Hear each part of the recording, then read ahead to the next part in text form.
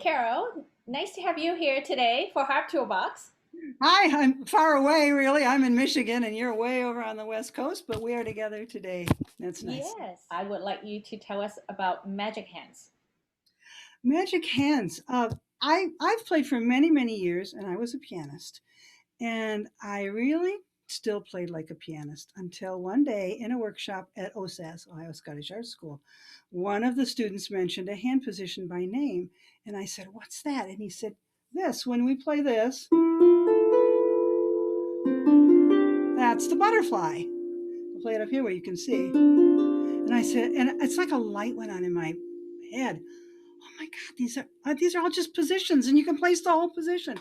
So I started working that way, and it just gave me so much more fluidity in my playing.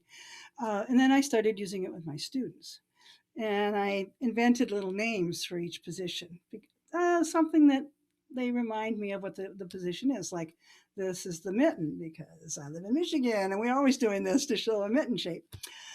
So I really found that it helped my students so much as well.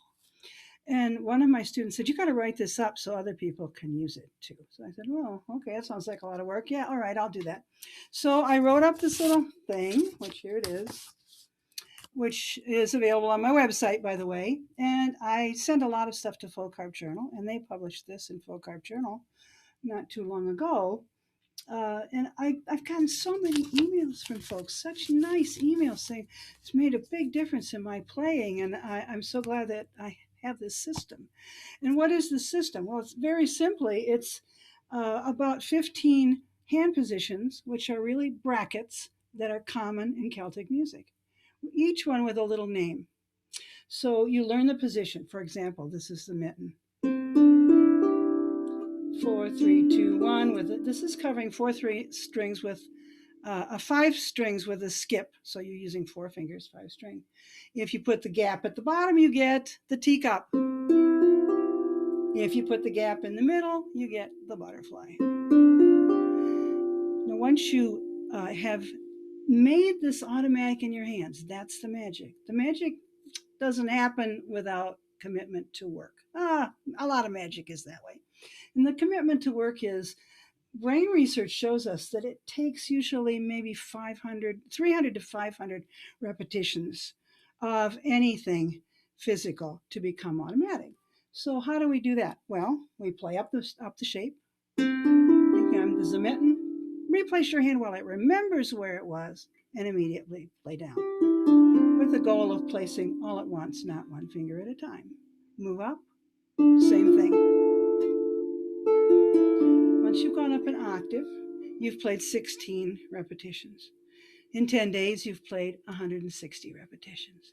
In 20 days, you've played 320 repetitions. So, for most folks, if they do this pretty much every day for 3 weeks, they will start to feel the magic will start to happen, and they'll be able to find these positions automatically and place them. Now, what do we do then? Well, if you have a piece that has these notes, C, D, F, G, and you place your hand there and you look at it and you say, "Okay, that's a butterfly. I know that position." You take your little pencil, you mark on your music, your bracket, 4 3 2 1, and over the top you write butterfly. When you get to that point in your music, you do not need to know C, D, F, G. You just know which finger to place where, 4 on C, and which shape. So above that, you would write butterfly, place the shape, and those 4 notes are there for you automatically. Also, they're very secure because you've placed them all at once in a bracket. And if you're one of these folks, like I was, who still plays like a pianist, one note at a time, and you're finding that you just can't quite get the sound you want out of your hands, that's probably why. And this will fix that. So that's really that's really all it's about. The magic hands are certain positions and certain chords. For example, root chord. We'll go up here where you can see. That's the one I call small. This one I use all the time. That's a G 4 2 1 left hand with a first inversion. I call it a medium chord because it's medium size. And then here's the large chord. When I warm up, I use the large chord. Up. So I use all 8 fingers. It's a really handy chord. So every day, my students practice a group of hand positions, maybe 4 or 5, up and down and up. They practice 1 or maybe 2 chord positions, putting it around various places. Maybe we play in a nice chord progression, or maybe we just do some skipping once they're comfortable with it, so that this becomes automatic in their hands. And then we always look through any music we're playing and see what shapes we can find in there. Now, not everything is going to be one of these 15 shapes. Not every note will fit into a shape, but you'll be surprised how many fit into a shape. And when you put it down that way in your music, all that stuff becomes easy. One of my students said, "This is like it's like a shortcut for reading the music because I don't have to read all the notes. I only have to read one and what the position is." Yep, exactly. That's exactly what it is. It's a shortcut, and it gives you more flow, more ease in your playing. And what do we get when we purchase the course from your website? Well, right now you get the booklet, and if you are a subscriber to Folk Art Journal, this was in last year sometime for free. You can read it in there. This tells you about the system. It tells you what are the shapes. Here they are. Also, there's a link to 2 videos on YouTube. You just look up my name and Magic Hands, and they'll come up showing how to do what I just showed you. Practice putting this automatically into your muscle memory.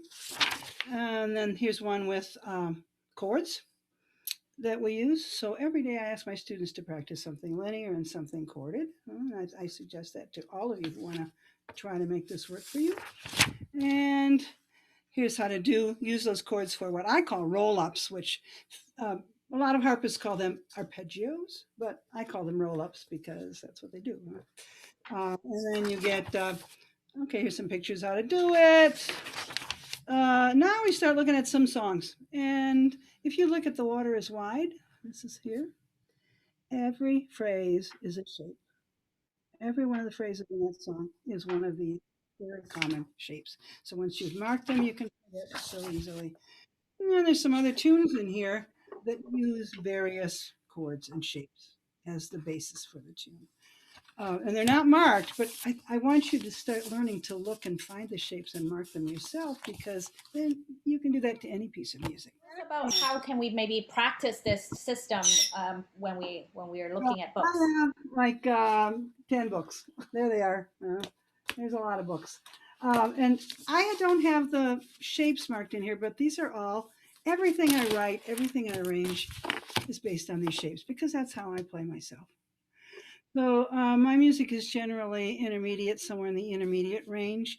But once you learn the shapes, they're very easy to play. And I think Josh even mentioned this. He did a video of Wayfaring Stranger, and he said that all my music was based on shapes, so it's very easy to play. Well, that's absolutely right. They're not marked, but they're easy for you to work through, find the shapes, and mark them. So if you really want to practice more music that is based on shapes, any of my books would do that for you. Absolutely. Sounds good. And is the course available at your website right now? What's your website address? Yeah, all this stuff's available at my website, www.carolkappus.com. That's Kappus. That's my last name. Awesome. And And also, we'll make sure we post a link in the video description too. yeah, and also the 2 videos that show you exactly how to work the practice of the magic hands to make them become automatic, to make your fingers become automatic, are on YouTube under my name as well. There, and then if you're really, really interested, I have a couple recordings of workshops I've done about the magic hands. I did one in November, and if you want to write to me and ask if you can have that, I'll send you the link and you can watch it. Sounds good. Thank you very much for sharing Magic Hands with us, Carol. Oh, thanks so much. I'm so excited to share this with Harpers out there because so many folks have shared wonderful news with me about how much it's helped their playing, which is so gratifying to me and makes me feel so happy. And I just want everybody to have a chance to give this a crack and see if it works for them. And I hope it will. And I hope that everyone watching will find that their playing is now strong, solid, and beautiful. If you have used the Magic Hand system yourself, leave us a comment and let us know how you have found it. That's a good idea. Yeah. Thank you. Thanks so much. Thanks, Victoria.